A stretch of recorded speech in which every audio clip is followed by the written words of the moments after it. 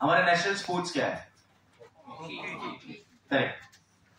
तो हॉकी के जो जिसे जादूगर कहा जाता है, मेजर ध्यानचंद।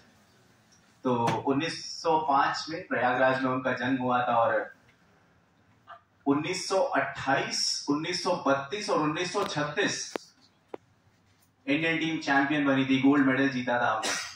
और किसके बदौलत? हालांकि हॉकी एक टीम गेम है, लेकिन मेजर ध्यानचंद जब वो मिट्टी पे उतरते थे, एक बार तालियां बजा दी।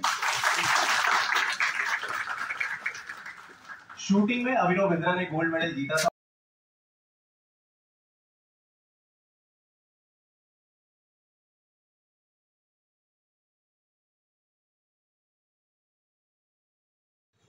तो मुझे लगता था बोलने में तो कोई प्रॉब्लम ही नहीं होनी चाहिए, क्योंकि मैं गालियां भी सुन रहा हूं कॉल पर, अच्छे जवाब भी दे रहा हूं, सारी चीजें चल रही है वाइस वर्सा। लेकिन जब मैं कमेंट्री करने के लिए पहली बार आया गुड़गांव, और मैंने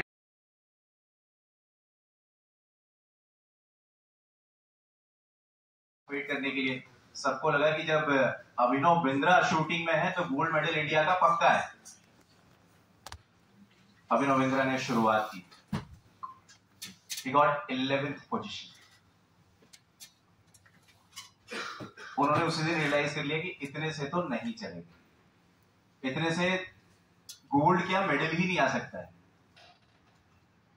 उन्होंने दोबारा तैयारी की, फिर आया 2004 का ओलंपिक्स, एथेंस, ग्रीस। तो शूटिंग ऐसा इवेंट है कि आपको मेन इवेंट से पहले क्वालिफायर होता है। आपको क्वालिफायर में अच्छे पॉइंट रखते हो कि अगर आपको 5-10 मिनट बोलने का मौका मिले तो आप कौन कौन से पॉइंटर्स पे बात कर सकते हो, दैट्स इट। और जितने आप ग्राउंड लेवल पे काम करोगे उतना टफ होता है, जितने आप बड़े लेवल पे काम करोगे उतना आसान होता है। मतलब हमारी मेंटालिटी ऐसी रहती, जैसे मैं काम करता था तो मैं एक दिन में अकेले 3-3 मैचेस की T20 कमेंट्री करता था। मेरा कोई पार्टनर भी नहीं है, मैं अकेले ही बोल रहा हूँ, कोई सुन रहा है कोई नहीं भी सुन रहा है, जैसे अभी हो रहा है यहाँ पे कुछ लोगों के साथ। तो वो चल रहा था बस ऐसे फ्लो में। फिर जैसे ही ऊपर की क्रिकेट करने लगे तो वहां पता चला यार यहाँ तो काम बहुत आसान है। हमारे प्रोड्यूसर पूछ रहे आप थकते नहीं हो? मैंने कहा इतना काम ही नहीं कराते आप, क्योंकि इससे ज्यादा की आदत है हमें। तो इसका मोटिव यही है कि आपको जब बड़ा चांस मिले उस टाइम आप इतने तैयार रहो कि आपको पीछे मुड़ के ना जाना पड़े कि यार ये क्यों हो गया। मतलब एंकरिंग ही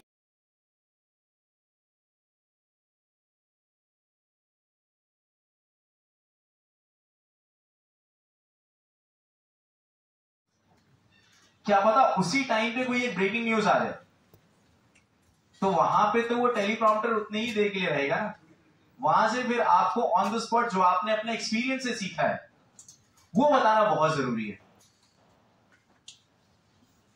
तो इसलिए ये चीजें बहुत जरूरी हैं। और स्पोर्ट्स एंकरिंग, जिसके बारे में बार बार आप लोगों को हो सकता है आगे तक बताते रहूंगा। अच्छा, कितने लोग स्पोर्ट्स एंकरिंग में इंटरेस्टेड हैं ये बताइए पहले तो। सिर्फ एक, चलो एक वोट तो मिला मुझे, 2, थैंक यू। 3, 4, 5, 6, 7। ओके, कितने लोग न्यूज एंकरिंग में इंटरेस्टेड हैं? दोनों हाथ उठा लिए इन्होंने। Okay, 1, 2, 3, 4, thank you. और कितने लोग कॉर्पोरेट एंकरिंग में इंटरेस्टेड हैं? पैसा ज्यादा मिलता है क्या उधर? नहीं, एक्चुअल पैसे ज्यादा मिलते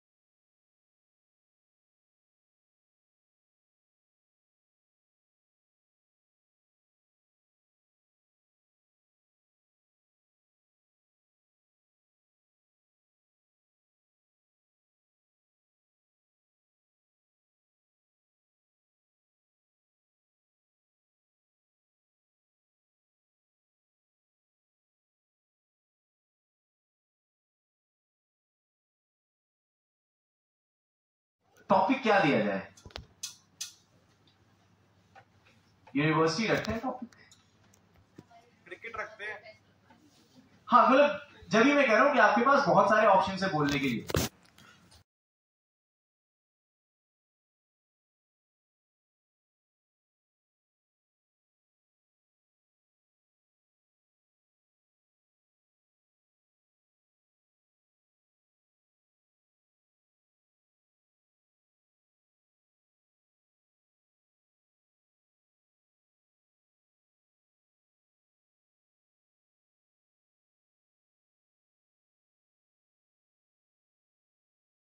हाँ, जैसे इन्होंने इंग्लिश में बोला तो आपको हिंदी के लिए रेडी रहना है।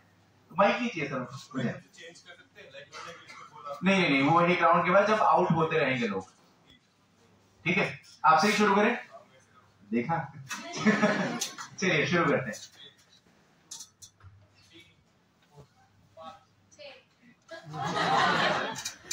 Thank you.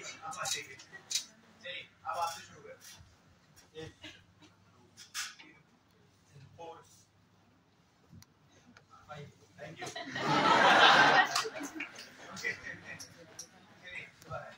बाजी आप शुरू कीजिए और ऐसे चलेगा। 1 थैंक यू। आप शुरू कीजिए। 2 3 4 5 थैंक यू। ओके, 3 लोग आ गए, अब 4 लोग और रिप्लेस कर लीजिए। आ जाओ।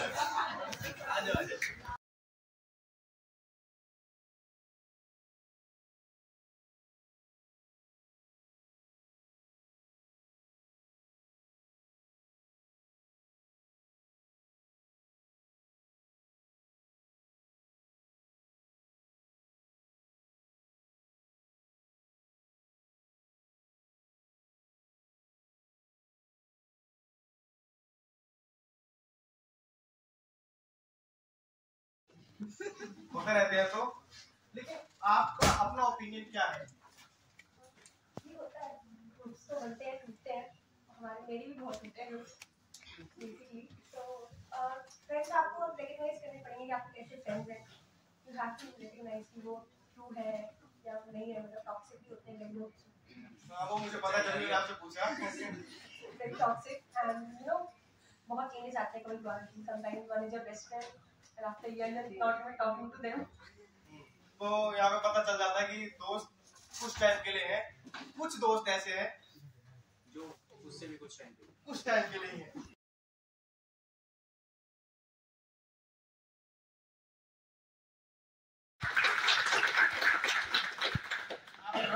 होता है पंजाब।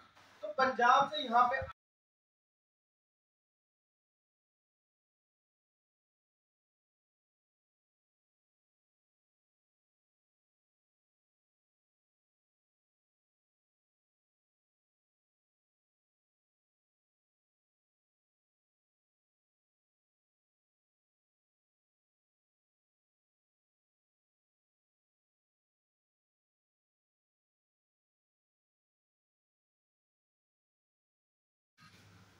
तो मुझे ऑडियंस बहुत अच्छी मिली, तो एक बार जोरदार ताली दूसरे के लिए। आप लोग ऐसे ही लाइफ में आगे बढ़ते रहे, जो भी कोर्सेज आपने सेलेक्ट किए हैं उसमें आप हीरो बने। बस फैसला ये नहीं होना चाहिए कि मेरी ₹1,00,000 की नौकरी हो। आपकी सोच ये होनी चाहिए कि जब मैं इस कॉलेज से निकलूं तो मैं किसी को अपने अंडर में ₹1,00,000 की नौकरी पे रख सकूं। तब आप लोगों की एक्चुअल ग्रोथ होगी। बस यही है, माता पिता की सेवा कीजिए, मस्त रहिए। Thank you guys. Thank you.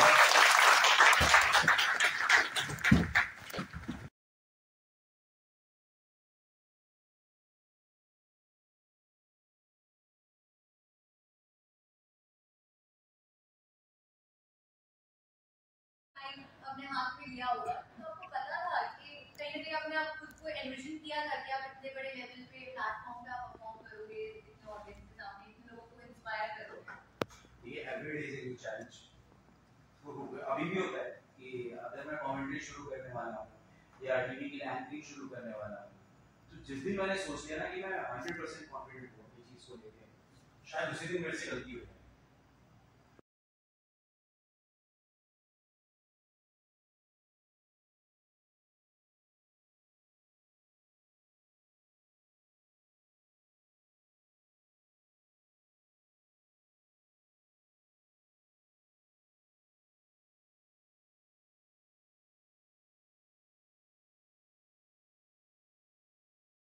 बोल नहीं देते हो, तब तक आपके अंदर से नर्वसनेस जाती नहीं। कितना भी बड़ा नहीं लगा, किसी को उठा लो। लोग हो सकता है माइक पे झूठ बोल देंगे, बट वो उनको फील होता है। जब तक 5-10 सेकंड आपने उस मूवमेंट को खुद से नहीं जिया, तब तक आपको मजा ही नहीं आएगा काम करने में। अगर आप सोचोगे ना कि बस ये मेरा काम है, मैं करके आ जाता हूँ, तो नहीं होगा। और मेरे साथ तो ऐसा हुआ था कि मैं ग्राउंड में कमेंट्री करता था वहां पे, और वहां पे क्या होता है कि काम इतना होता है कमेंटेटर के तौर पे टॉक्स भी आप ही कराते हैं, मैच की कमेंट्री भी आप ही करते हैं, और लास्ट में पोस्ट मैच प्रेजेंटेशन भी आप ही करते हैं, और सबको थैंक यू करके सबसे लास्ट में आप रहते हैं। आप और जो ऑर्गेनाइजर है ये सबसे लास्ट में रहते हैं। बट टीवी में ऐसा है, सब कुछ टाइमली होता है, मतलब आप एक सेकंड के लिए भी डिले नहीं कर सकते। ये बहुत सारे रिस्पॉन्सेज एंड और रिस्पॉन्सिबिलिटी शोज वगैरह सब कुछ कुछ चीजें लिखी होती है, कुछ आप ऑन एयर लाइव परफॉर्म करते हो, तो सबकी एक टाइमिंग होती है। तो वो एक नई लर्निंग थी जब टीवी पे काम करना शुरू किया, और सच में डिफिकल्ट था, ऑनेस्टली बताऊं। ऐसा नहीं कि आपको माइक मिला और बोलना शुरू हो गया। It is always important. बोलना बहुत आसान है, बट क्या बोलना ये बहुत डिफिकल्ट है। वो कहते हैं ना कि शब्द संभाल के बोलिए, शब्द के हाथ ना पाओ, एक शब्द योजन करे, एक शब्द करे घाव। तो आपको डिसाइड करना है कि आपको बोलना क्या है। तो कहीं ना कहीं नर्वसनेस भी हेल्प ही करती है सबको। ये अच्छी बात है, क्योंकि जब हम इनिशियली कोई भी स्टार्ट कर रहा है जो स्पीकर, तो ये होता है कि जिस दिन मेरी नर्वसनेस खत्म हो जाएगी उस दिन मैं अच्छा स्पीकर बनूंगा। थोड़ी सी नर्वस आप प्राउड को नहीं, अब अपने लोगों को नहीं, मतलब अगर आप इस लेवल पे सर करके चलो तो आपको उस यहाँ की दुनिया यहाँ के लोग नहीं, तो आपको एक वो लेवल मेंटेन करके चलना है। सर लोगों के साथ कनेक्ट कैसे कर पाते हो सर इतने अच्छे से, इतने सारे ऑडियंस के साथ एक ही टाइम पे? इसमें तो लोगों का शुक्रिया। देखिए इसका बहुत सिंपल जवाब देता हूँ मैं, कि जब पहली बार हमने भोजपुरी कॉमेडी स्टार्ट की थी, क्योंकि हर कोई सोचता था यार गाने आ गए, फिल्में आ गई, स्कूल्स में कब आएगी भोजपुरी। तो 2023 में जब जियो सिनेमा के लिए सबने कॉमेडी की, तो सबसे बड़ा चैलेंज ये था कि आप हिंदी कॉमेडी अगर आप सीखना चाहते हो, आपके पास सोशल मीडिया प्लेटफॉर्म्स हैं, आपको हेल्प मिल जाएगी। भोजपुरी कहाँ से मिलेगी? तो वो फिर फ्लेवर आपको अपने आप डेवलप करना पड़ता है। इनफैक्ट रिसर्च मेरी पूरी टीम की, जो मेरी टीम में 8-10 लोग काम करते हैं मेरे साथ, और फिर हमारे प्रोड्यूसर प्रोबेबिलिटी लीग में बहुत अच्छे प्रेजेंटर है, और अनित्या भी हिंदी कमेंट्री और एक्टिंग में तो बादशाह है। अभी इस चीज जतिन सपोर्ट को पहली बार हमने सुना सामने से कि मतलब जतिन भाई क्या फ्लेवर लेके आते हैं, तो देख के फिर चीजें सीखी, फिर सोचा कि इम्प्लीमेंट किया जाए। तो रात हम सो लेंगे, क्योंकि हर जब आपको अगले दिन परफॉर्म करना है तो आपका तैयार होना बहुत जरूरी है। धीरे धीरे गलतियां होंगी, फिर सुधारते गए, काम करते गए। राइट सर, आपने इतने लोगों का नाम लिया है इस फील्ड से, आपके फेवरेट थी कोई भी कमेंटेटर्स, और क्यों वो आपके फेवरेट थे, बता सकते हैं? जब मेरी कोर लैंग्वेज हिंदी रही है, तो हिंदी में अभी मैं जिनको सबसे ज्यादा पसंद करता हूँ सुनने के लिए अभी करंट टाइम वो अनंत यानी है, एंकरिंग प्लस कॉमेडी। बट सबसे ज्यादा क्रेडिट अगर मैं किसी को देता हूँ तो हमारी ऑडियंस को, क्योंकि हम खुद कंफ्यूज हैं कि हम ऐसा क्या प्रेजेंट करें जो लोगों को सुनने में अच्छा लगेगा, और लोगों ने वही एक्सेप्ट कर लिया, और जो लोगों ने एक्सेप्ट कर लिया वो सुपर हिट हुआ। सर कहीं ना कहीं आप बहुत हम्बल भी हो, ऑडियंस को पूरा क्रेडिट देते हुए, क्योंकि ये एक स्किल भी है। अगर 5 लोग एक जगह पे आ रहे हैं तो वो 5 लोग ऑडियंस के साथ कनेक्ट नहीं कर पाएंगे। नहीं, ऐसा नहीं है, इट डिपेंड्स कि आप किस थॉट प्रोसेस से वहां जा रहे हैं। अभी करंट टाइम में जो कि जीवित हैं, जिनको परमिशन मिला, और इंदौर का जो होलकर स्टेडियम है वो कमेंट्री बॉक्स ही सुशील दोषी जी के नाम पे है, और जितने लोग अगर किताब पढ़ते हैं तो दोषी जी की बहुत अच्छी किताब है, आपको देखा है। तो आने वाले टाइम में दिलों पे राज करने वाले हैं, और इनकी टैगलाइन भी बड़ी क्लियर है, be you be a tusker, यही है ना।